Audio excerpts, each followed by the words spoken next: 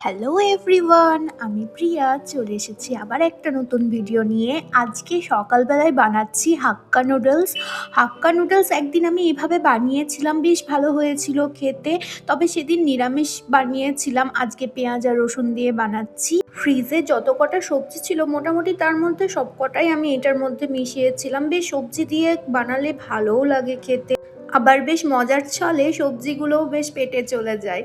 এই জন্যই ভাবলাম সকাল সকাল হাক্কা নুডলসই বানাই, আর একটু ক্রেভিংসও হচ্ছিল নুডলস খাওয়ার, সেই জন্য হাক্কা নুডলস বানাচ্ছি। এই যে দেখো, নুডলসটা আমি সেদ্ধ করে নিয়েছিলাম, এরপর সমস্ত সবজি ফ্রাই করে সমস্ত সস মিশিয়ে দিচ্ছি। এখানে আমি কোনো সেরকম মশলা ইউজ করি না, শুধু গোলমরিচ গুঁড়ো আর নুনই ইউজ করি, তাছাড়া আমি কোনো কিচ্ছু আলাদা এক্সট্রা করে কিচ্ছু মেশাই না। এই দেখো রেডি হয়ে গেছে নুডলসটা, দারুণ হয়েছিল খেতে। এরপর আমার মিশো থেকে একটা অনেক দিন অপেক্ষার পার্সেল চলে এসেছিল। এই পার্সেলটাতে ছিল একটা বুদ্ধা মূর্তি। অ্যাকচুয়ালি এই পার্সেলটার জন্য আমি ওয়েট করছিলাম, আমার একটা কর্নার অনেক দিন ধরে ফাঁকা থেকে গেছিলো, তো এই মূর্তিটাই আমি অর্ডার করে দিয়েছিলাম ওই কর্নারটার জন্য। এই দেখো এই পোর্শনটার জন্য, এই গাছটা তো দেখেইছো, আগে অর্ডার করেছিলাম। দুপুরে লাঞ্চের জন্য বানাচ্ছিলাম মাংসের ঝোল আর ভাত। অনেক দিন লাল লাল করে ঝোল বানানো হয়নি, সেই জন্য ভাবলাম লাল লাল করে মাংসের ঝোল আর ভাত খাবো আজকে। সেই জন্য একদম সাদামাটার স্টাইলে ঝোলটা বানিয়েছিলাম। আর আমি দুপুরে মাখিয়ে নিয়েছিলাম পেয়ারা।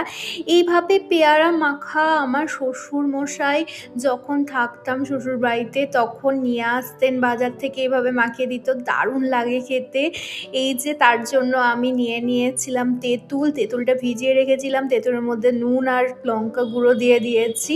এবার এটাই মাখিয়ে দেব পেয়ারার মধ্যে। পেয়ারাটা দারুণ খেতে ভালো ছিল, বেশ সুন্দর ছিল, শাঁস বেশি ছিল আর বীজটাও অনেক কম ছিল।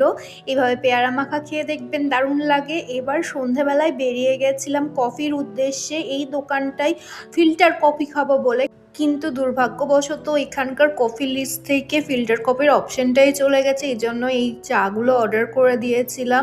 অনেস্টলি চাগুলো খেতে একটুও ভালো লাগেনি। এরপর অটো বুক করে ওখান থেকে বাড়ি ফিরে আসছিলাম। আজকের ভিডিওটা এ পর্যন্তই, দেখা হবে আবার নেক্সট ভিডিওতে। সকলে খুব ভালো থাকবেন, টাটা।